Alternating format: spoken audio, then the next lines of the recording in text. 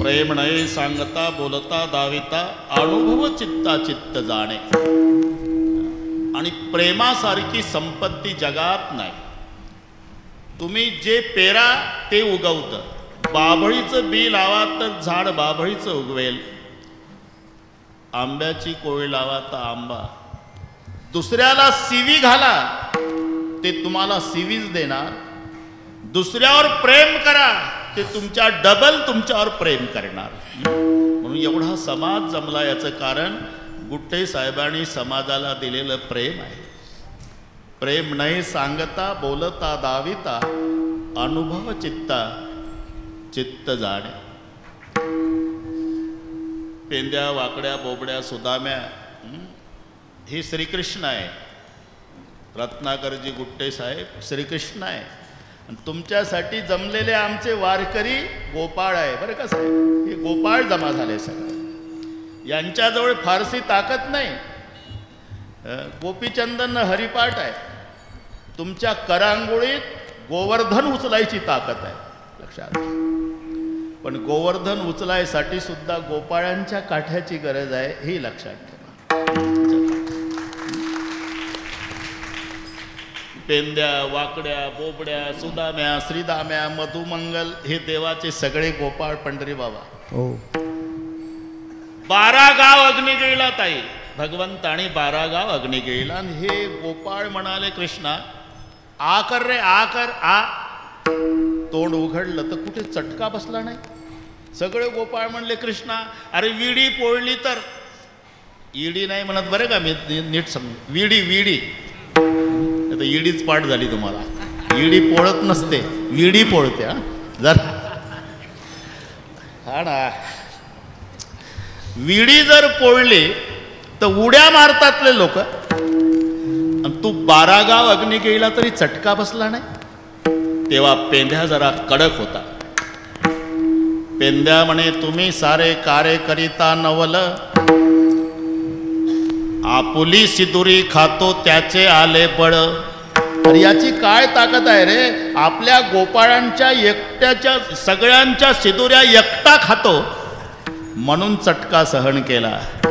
तसं तुम्हा सर्वांची प्रेमरूपी शिदोरी साहेबांच्या पाठीमागे आहे. म्हणून इथपर्यंतचा प्रवास झाला आणि शेवटच्या श्वासापर्यंत अशीच प्रेमरूपी शिदोरी त्यांच्या पाठीमागं तुमची राहो आज. हे त्याचं उत्तर आहे. एवढा समाज एकत्रित आला याचं कारण साहेबांनी समाजाला दिलेलं प्रेम आहे. त्याकरता मी अभंग जनाबाईचाच घेतला बरं का.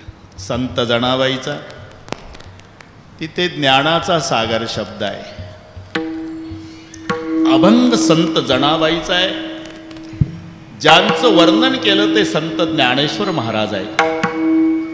पहिला प्रश्न निर्माण होतो निदान बुवाचं वर्णन करायला बुवा असावा. पहिला मुद्दा. वर्णन करणाऱ्या बाई आणि ज्यांचं केलं तो बुवा. अरे बाईनं बुवाचं वर्णन. कारण वर्णविषय हा वर्णन करणाऱ्यावर अवलंबून असतो. पहलवानाचं वर्णन पहलवानाने करावं. नाही तर पाव बटर खाऊन वजन कमी केलेलं पेपर वाचून गावात बाता मारतं लय ताकद कोणात. दिल्लीच्या सतपाल पहलवानमध्ये. अरे तू लावला का सतपालच्या हाताला हात. दिल्लीच्या सतपाल पहलवानमध्ये खूप ताकद. हे कोल्हापूरच्या युवराज पाटलाच्या मुखात शब्द शोभत होते. त्याची कुस्ती झाली होती. तुझं बटर खाऊन म्हणतो लय ताकद. पहलवानाचं वर्णन. वेदना व्यालीच्या वेदना व्यालीच्या वेदना व्यालीच्या वेदना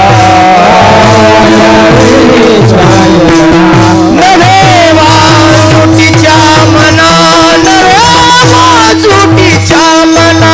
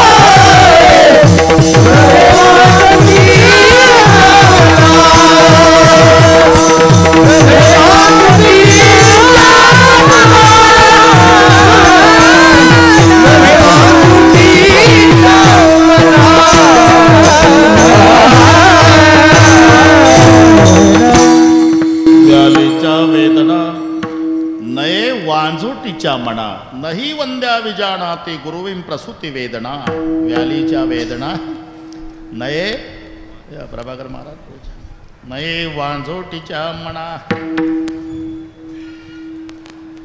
बस वर्णविषय वर्णन करणाऱ्यावर ज्ञानेश्वर महाराज बुवा आहे, वर्णन करणाऱ्या बाई आहे.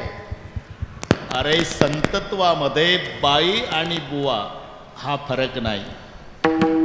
बाईचा अधिकार असामान्य आहे. त्रेतायुगापासून राजा तुझ्या फायद्याचा आहे रे रोहिदास, पाठ कर. तसंच सांगायचं मग राजा जनकाच्या दरबारात विद्वानाला प्रश्न विचारण्याचा अधिकार एका बाईला आहे. तिचं नाव गार्गी. गार्गी अगदी थोडक्यात सांगतो, बरोबर तुम्हाला हिशोब माहिती आहे. 2ला मोकळे करतो, जेवण तयार आहे. प्रल्हादराव गार्गी 1000 गायी जनक राजाने तयार ठेवल्या. त्या गायीच्या सिंगामध्ये सोन्याच्या शंभ्या होत्या, सोन्याच्या. प्रल्हादराव वर या, आता स्टेज रिकामा झाले. ओ प्रल्हादराव वर या, या वर या. राहू दे या या या या. बरं का पंढरी बाबा, 1000 गायी, एक शेंबी 10 किलोची धरा सोन्याची, 2 20 किलो सोनं एका गायीला. 1000 गायी. ताई 53,000 रुपये तोळा. 20 किलो सोनं एका गायीला, गाय 1000. हिशोब करा, मेंदू बंद पडेल गंगाखेडचे. एवढ्या गायी बक्षीस म्हणून ठेवल्या. राजा जनकाने सांगितलं, या दरबारामध्ये जो कोणी ब्रह्मनिष्ठ असेल गायी घेऊन जा. 1:20 कोणीच उठत नव्हतं. आणि तिथून पुढे एक साधू उठला, ए चला रे गाय घेऊन. आणि मग समाजात चर्चा सुरू झाली. का? जे गाय घेऊन चला म्हणतं त्याला 2 बायका, याज्ञवल्क्या दोघी नारी. अरे ब्रह्मनिष्ठानं गायी न्यायच्या होत्या आणि ह्या तर 2 बायकावाला साधू उठला. गणेश बुवा सगळी चर्चा. इशारा राजा जनकाने गार्गीला केला आणि गार्गी पुढे आले. थांबा महाराज, तुम ब्रह्मनिष्ठोसी, म्हणजे तुम्ही ब्रह्मनिष्ठ आहात का? मला माहिती नाही गार्गी, पण गायी नेण्याचा अधिकार फक्त माझा आहे एवढं माहिती आहे. अहम ब्रह्मनिष्ठोस्मी म्हटलं नाही. मग गार्गी खूट झाले. धन्यवाद, हा कळला तुमचा अधिकार. गायी नेऊ शकता बाबा, पण माझ्या 2 प्रश्नाची उत्तरं द्या. विचारा लवकर, 2च्या आत विचारा 2 प्रश्न. हो. को वै ब्राह्मणा को वै कृपणा, हा प्रश्न गार्गीचा आहे, याज्ञवल्क्याला. मी बाईचा अधिकार सांगतो. त्याने उत्तरे दिलं.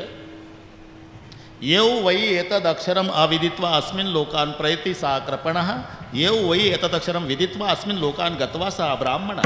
अक्षर शब्दाचा अर्थ ब्रह्म होते. ब्रह्म, अक्षर ब्रह्माला जाणून मरतो त्याला ब्राह्मण म्हणतात.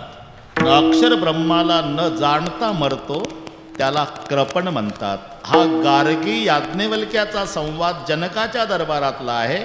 आता आवतावरचं सुद्धा म्हणतं ब्रह्म जानाती ब्राह्मण. मी का सांगतो? हा अधिकार गार्गीचा आहे. ते राहू दे भाऊ, मोबाईल राहू दे. आला का कोणाचा? ठेवू. निदान मृदंगाचार्याने मोबाईल बघायचा आणि आमचं लक्ष तुमच्याकडे जातं. मलाही आहे ना, 1-2 तास तर त्याचा मोह राहू द्या. विठ्ठल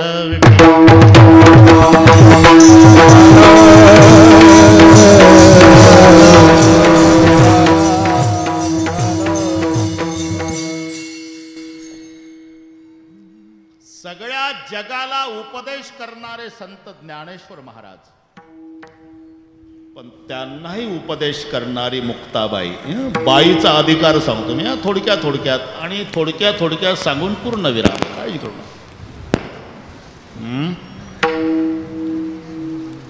ते ताटी लावून घेतली ना पंढरी बाबा आणि बसले ज्ञानोबाराय. निवृत्तीनाथ विनवणी करतात, ज्ञाना दार उघडा. सोपान काका, दादा दार उघडा.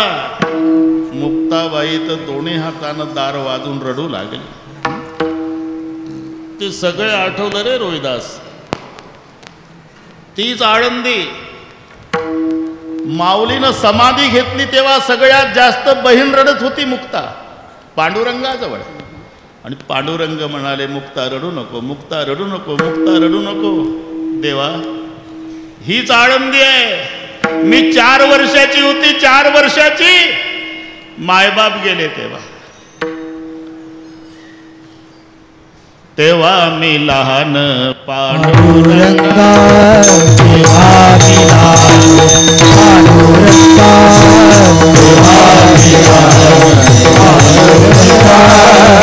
तेव्हा मी लहान. तात आणि माता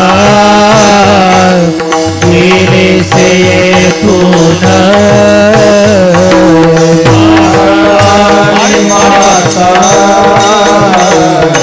गेले से येथून. तात आणि माता गेले से येथून. आणि माता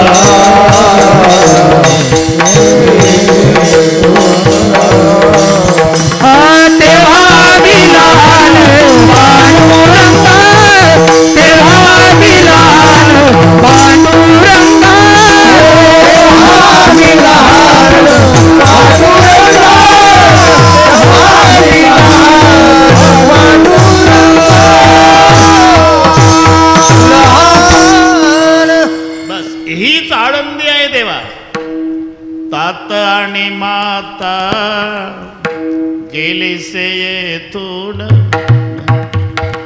तेव्हा मी लहान. 4 वर्षाची होती देवा, 4 वर्षाची. मायबाप गेले तेव्हा. मग माझे 2 भाऊ कोरडं पीठ मागायला गावात जायचे. मी रडत बसायची तर माझा धाकटा भाऊ सोपा कडेवर घ्यायचा. सांभाळी सोपा मजला सांभाळी सोपा. मजला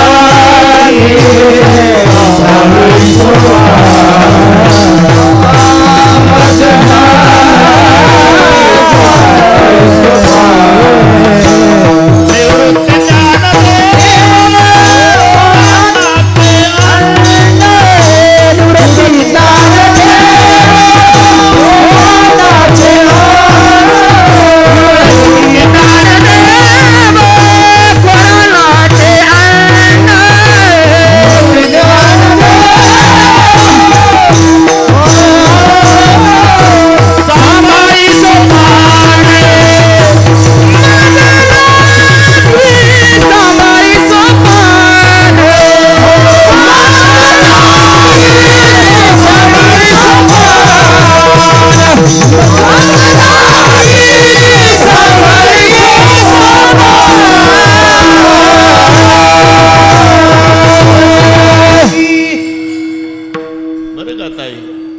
राजे. मुक्ताबाई देवाजवळ रडत होती समाधी माऊलीनं घेतली तेव्हा.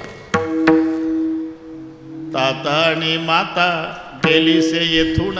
हीच आळंदी आहे देवा. मी 4 वर्षाची होती तेव्हा मी लहान.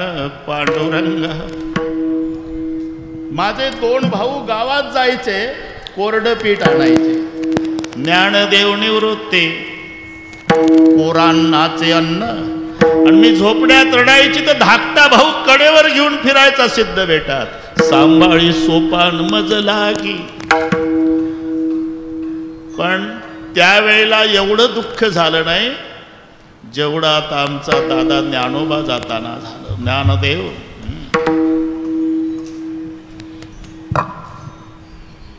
दोन भावाने विनंती केली, रोहिदास प्रतिसाद नाही. बहिणीनं दारावर थापा मारायला, दादा अरे जग पेटलं म्हणजे साधू संतांनी पाणी होऊन विजवायचं असते रे. विश्वरागे झाले वन्नी संती सुके व्हावे पाणी. जीभ दाताने चावली कोणी बत्तीसी पाडील. सगळे ताटीचे अभंग पहा. इतके ऐकून शांती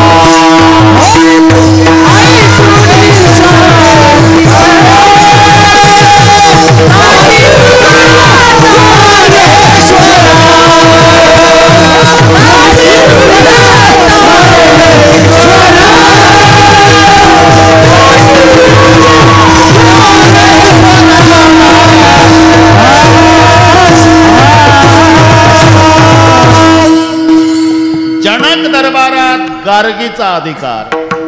जगाला उपदेश करणाऱ्या ज्ञानोबारायाला उपदेश करणाऱ्या मुक्ताबाई बाईचा अधिकार. संत जनाबाई आता तर तुम्ही त्यांच्या गावच्या हा सगळे.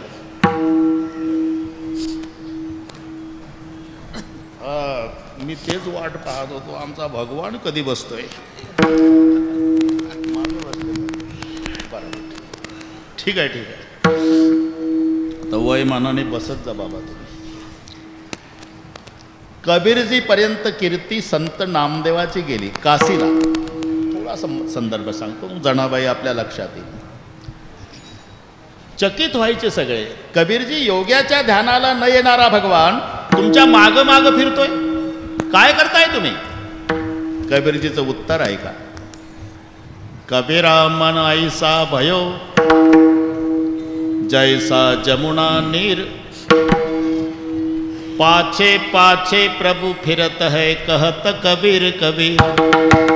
मी काय करत नाही बाबा. माझं मन गंगेसारखं निर्मळ केलं म्हणून देव माझ्या माग माग येतो. पण माझ्यापेक्षा भक्ती पाहायची. अरे कबीर कबीर क्या करे जा जमुना के तीर. एक एक गोपिन के प्रेम में बह गए कोट कबीर. त्या कबीरजीच्या काणी काशीला नामदेव महाराजांची कीर्ती गेली गोदावरीताई. ती असा महाराष्ट्रात भक्त आहे. त्याच्या हातून परमेश्वर दूध पितो. त्याच्या मुलाच्या बारशाला जातो. दिवाळीच्या सणाला आंघोळीला त्याच्या घरी जातो. त्याची म्हातारी त्याला आंघोळ घालते. सन दिवाळीचा आला नामा रावळ्यासी गेला. देवाचा लावे घरासी पदर माथाचा काढाला. बाळ नंदाचा पुसला विठो बारशाशी आले वगैरे वगैरे. मागं काय पाहिलं असं झालं का? पा भाऊ आता काय विठो बारशाशी आले. 1:30 वाजता तर बारस झालं. एक तुम्हाला पाठ आहे पंढरी भाऊ तुम्हालाही पाठ आहे. काला बछड़ा कपिला गाई दूध दुधावन नामा जाई. सोने का गड़वा दूध ने भरिया पियो नारायण आगे धरिया. प्रभुवन की मूरत दूध नहीं पीवत सर पछारत नामा रोवत. ऐसा भगत मैंने कभी नहीं पाया नामदेव ने दूध पिलाया. ही कीर्ती कबीरजी पर्यंत.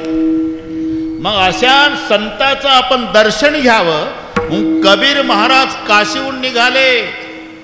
गजानन पायी 750 वर्षापूर्वी पाय पीठ करीत करीत करीत पंढरपूरच्या जवळ आले. आणि तिथं 3 मुली भांडत होत्या गोवऱ्याहून आले नामदेवाच्या दर्शनासाठी काशीहून. भांडण पाहलन कबीरजी. अरे का भांडता पोरी हो. ही चोरटी आहे महाराज ही चोरटी आहे. ती म्हणायची, ती जनाबाई होती, मी चोरटी नाही महाराज. मग तुम्ही सांगा महाराज. दोघी म्हणल्या, आमच्या दोघीच्या गोऱ्यापेक्षा एकटीचा ढीग गोऱ्याचा जास्त कसा. हा मुद्दा कबीरजीलाही पटला आणि कबीरजी खाली बसले. मी तिथंच होतो म्हणून सांगतो. ए बरोबर आहे पोरीजी, त्या दोघी आहे, तू एकटी आहे, मग त्या दोघीपेक्षा तुमचा एकटीचा गोऱ्याचा ढीग जास्त कसा. तुम्हाला पटणार नाही महाराज, मी एकटी नाही आहे. माझा 4 हाताचा भगवान दिवसभर मला गोऱ्या वेचू लागतो महाराज. त्याचे 4 हात, माझे 2, माझ्या 6 हाताच्या गोऱ्या. नामयाचे जणी सवेवेची,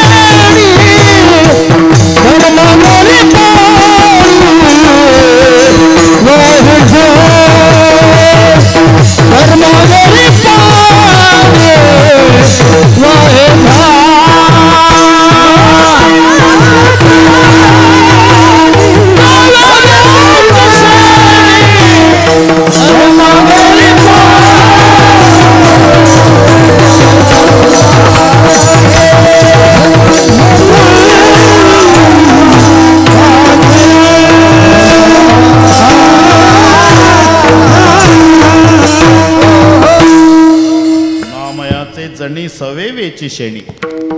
काय देव तुला गोऱ्या वेचू लागतो कशावरून. कान लावा महाराज, गोरीला कान लावा.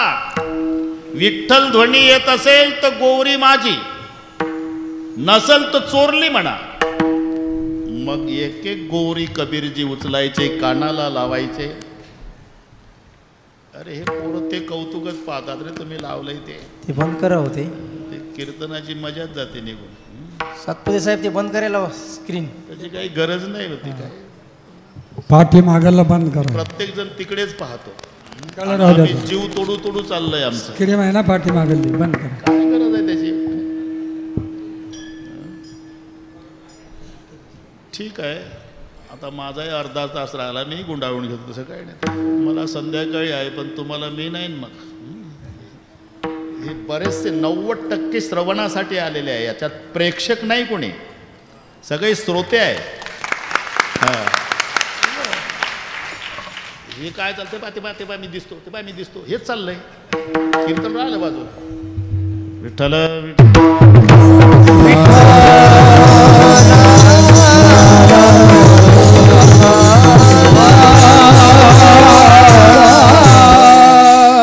एक एक गोरी कानाला लावायचे, गोरी ठेवून द्यायचे. विठ्ठल ध्वनी ऐकून सगळ्या गोऱ्याचा ढीगचा ढीग. प्रत्येक गोरीतून विठ्ठल ध्वनी, प्रत्येक गोरीतून विठ्ठल ध्वनी.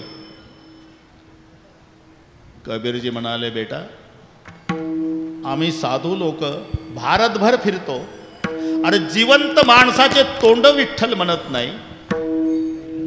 तुझी गोरी विठ्ठल विठ्ठल म्हणती. तू कोण आहे. स्वतंत्र परिचय नाही बाबा माझा. अख्खं पंढरपूर मला संत नामदेवाची दासी म्हणून ओळखतं. जनी नाव आहे माझं. दासी. धक्का बसला की काशीहून ज्या नामदेवाच्या भेटीला आलो त्यांच्या दासीमध्ये ही ताकद गौरी विठ्ठल म्हणते, तर तो संत नामदेव कसा असेल. डोळ्याला धारा लागल्या. कोण म्हणतंय बेटा दासी तुला. मी स्वतःलाही दासीच म्हणते बाबा, आणि पंढरपूर मला दासी म्हणून ओळखतं. कबीरजी रडू रडू म्हणाले, नाही. जनी जनी सब कोई कहे, जनी जनी सब कोई कहे, संत नामदेव की दासी. बंदा कबीरा यूं कहे, बंदा कबीरा यूं कहे, सब संतन की काशी. सगळ्या संतांनी तुझ्या रजत कणात आंघोळा कराव्या, असं पवित्र तीर्थ तू आहे बेटा. हा जनाबाईचा अधिकार. पुन्हा 2 मिनिटात पंढरी बाबा एक अधिकार सांगतो. ते फडावरच्या कीर्तनात चाली सांगण्याचा एक अधिकारी असतो. पहिली चाल, दुसरी चाल, तिसरी चाल. गुट्टे गुरुजी म्हणा गंगाखेडकर, म्हणा परभणीकर, म्हणा परळीकर, म्हणा इसातकर. नामदेव कीर्तन करी पुढे देव नाच पांडुरंग.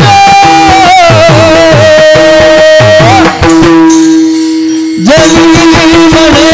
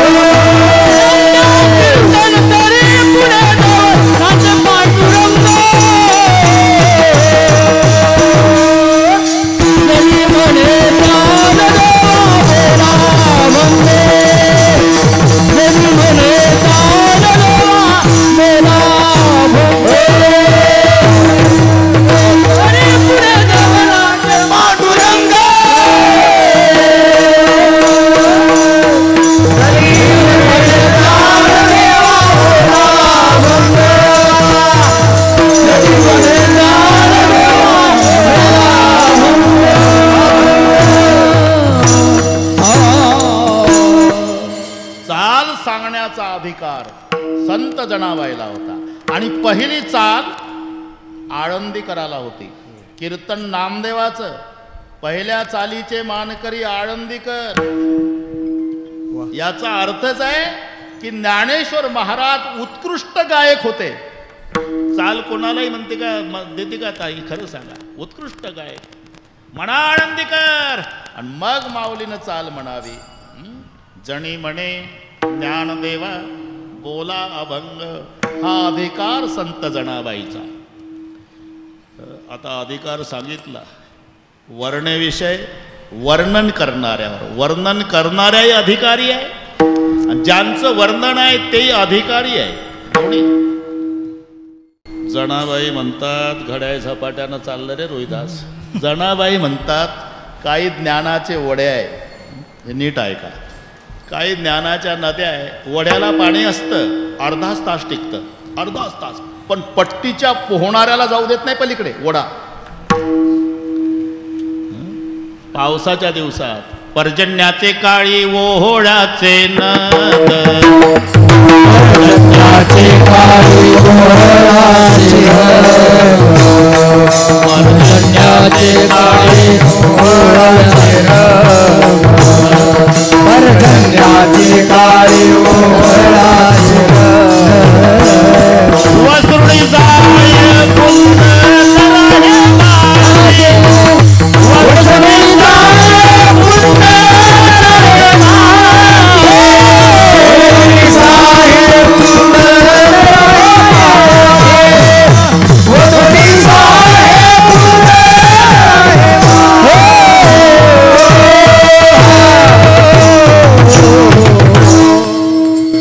पर्जन्याचे काळी ओहोळ्याचे नद.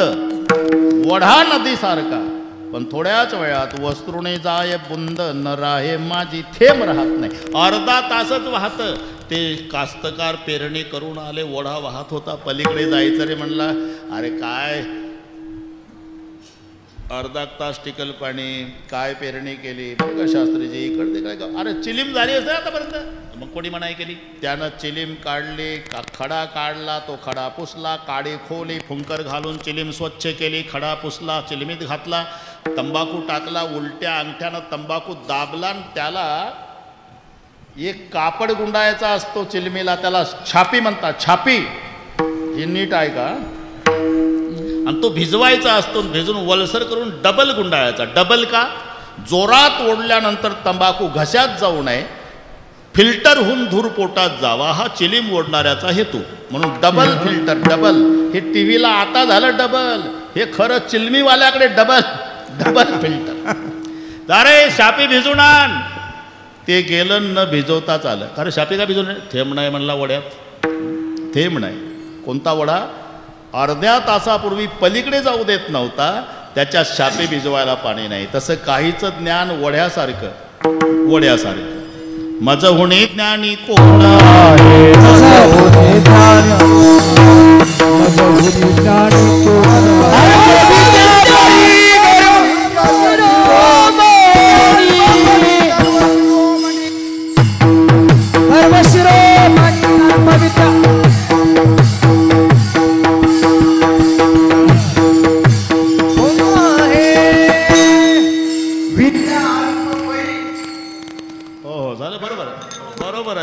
उत्तरार्ध मी म्हटलं, पूर्वार्ध तुम्ही. बरोबर आहे.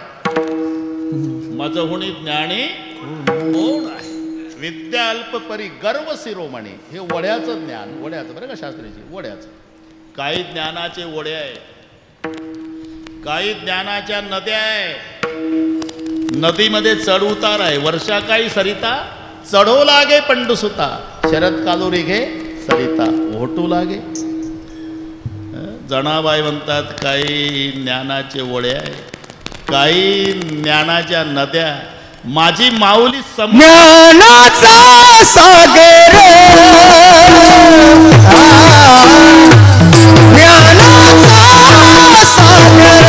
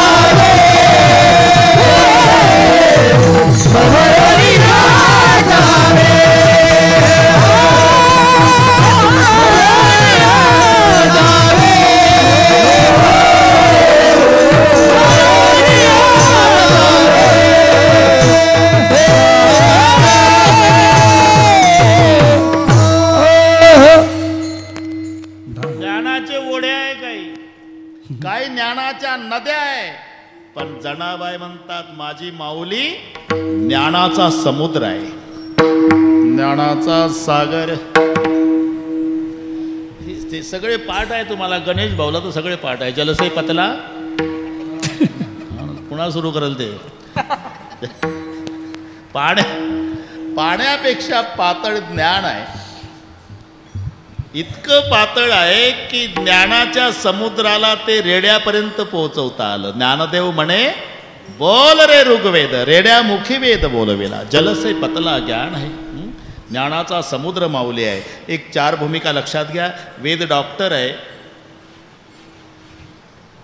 ज्ञानेश्वर महाराज माय आहे, श्रीकृष्ण आमचा बाप आहे, गीता औषध आहे. बाळ आजारी पडलं बाळासाहेब, मग आजारी पडल्यावर बापाचं काम असते दवाखान्यात. डॉक्टर तपासतो, हे बाटली लिहून देतो ती आणली, 2 चमचे सकाळी, 2 दुपारी, 2 संध्याकाळी द्या. अमकं खायला द्या, तमकं खायला देऊ नका, 70 रुपये काढा. इथे डॉक्टरचं काम संपत आहे. तसं वेद डॉक्टर आहे. अहितापासून काढिती हित देऊनी वाढविती नाही श्रुती परवती माऊली जगा. वेद. तिथून पुढे बापाचं काम सुरू होतं.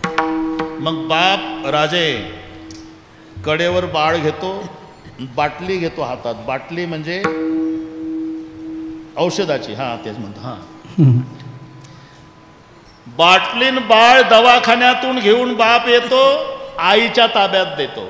हे बाळ हे बाटली 2 चमचे दुपारी, 2 संध्याकाळी, 2 सायंकाळी खायला अमकं दे तमकं देऊ नको. इथे संपलं काम. बापाचं गेला ऑफिसला, तपासलं तिथे डॉक्टरचं काम संपलं. बाळनं बाटली घेऊन आला इथे, बापाचं काम संपलं. तिथून पुढे आईचं काम सुरू होते. आई बाळाला मांडीवर घेते आणि पहिल्यांदा बाटलीचं सील तोडते. औषधाची बाटली, तिचं सील. कृष्ण बाप आहे, आपण बाळ आहोत. वेद डॉक्टर आहे. कृष्णरूपी बापाने औषधाची बाटली ज्ञानोबा रूपी आईच्या ताब्यात दिली. पण त्या बाटलीला संस्कृतचं सील आहे. संस्कृतचं सील. गीतारूपी औषध आहे, पण सील बाटलीला संस्कृतचं आहे. मग आईनं काय केलं? पहिलं सील तोडलं. संस्कृताची गाठी उघडून संस्कृताची गाठी उघडून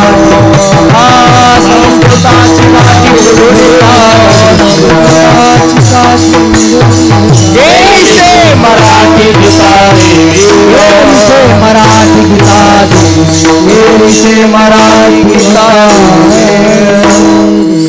केली से मराठी गीता देवी. आणि मग ते 9000 चमच्याच्या द्वारा म्हणजे ज्ञानेश्वरीच्या 9000 ओव्या आपल्यापर्यंत पोचवायचं काम केलं ते ज्ञानाच्या समुद्रानं. म्हणून माऊली ज्ञानाचा सागर आहे. आता 13 मिनिट आहे नियोजित, बरोबर करतो मी. ज्ञानाचा सागर आहे. त्याच्या पुढे शब्द सखा आहे, त्याच्या पुढे माझा आहे, आणि त्याच्या पुढे ज्ञानेश्वर आहे. एवढ्या 3 शब्दात कीर्तन होईल ताई. एवढे मजेदार शब्द आहे. सखा. सखा हा प्रेमवाचक शब्द आहे. सखा प्रेम. सखेती मत्वा प्रसवम यदुक्तम. हे कृष्ण, हे यादव, हे सखेती. सखा प्रेमवाचक आहे. जनाबाईनं मोठ्या प्रेमानं सांगावं. जणी सांगे लोका नाव घाली माझा सखा. सखा देवाला म्हटलंय संतानी, अथवा संताला म्हटलंय संतानी. सखा प्रेमवाचक आहे. त्याच्या पुढे माझा. माझा हा आत्मीयता वाचक आहे. आमचा म्हणजे लांबचा होतो आणि माझा म्हणजे जवळचा. हे बाळकडू आपल्याला शाळेत गेल्यापासून गुरुजी शिकवतात बरं का होळमे सर.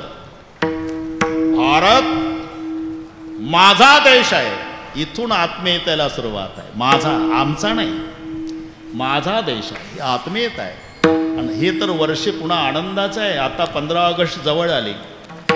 अमृत महोत्सव आहे स्वातंत्र्य दिनाचा. 75 वर्षे पूर्ण होतात. पुढे शताब्दी महोत्सव होईल, पण आपण नक्की नसणार 25 वर्षांनी.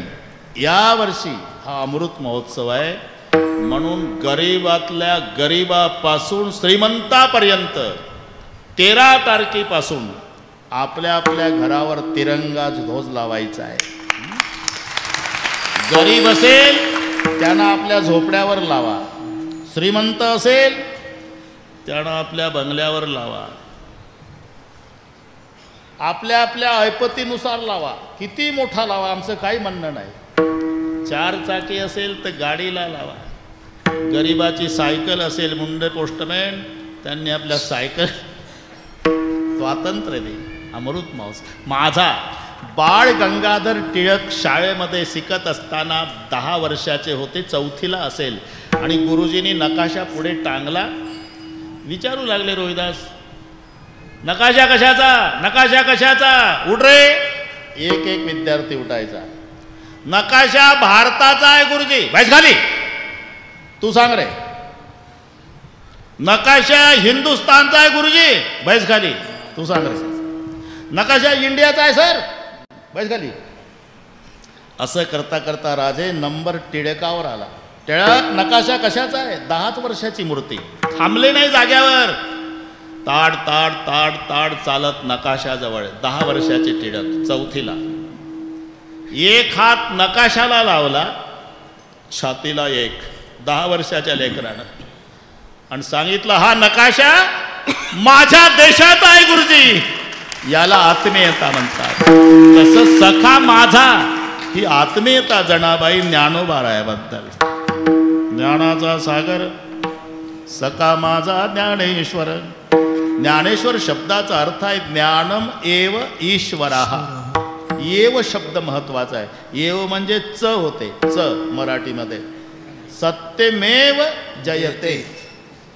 ते ट्रकवर लिहिलेलं वाचतात लोक. सत्य परेशान हो सकता है पराजित नाही. विजय होतो सत्याचाच. यासाठी येव घातला त्याच्यात. सत्यम येव जयते. पण येव आणि सत्यमचा संधी झाल्यामुळे सत्यमेव जयते. च इतका महत्वाचा आहे. ते मुंबईसह महाराष्ट्र स्वतंत्र झालाच पाहिजे.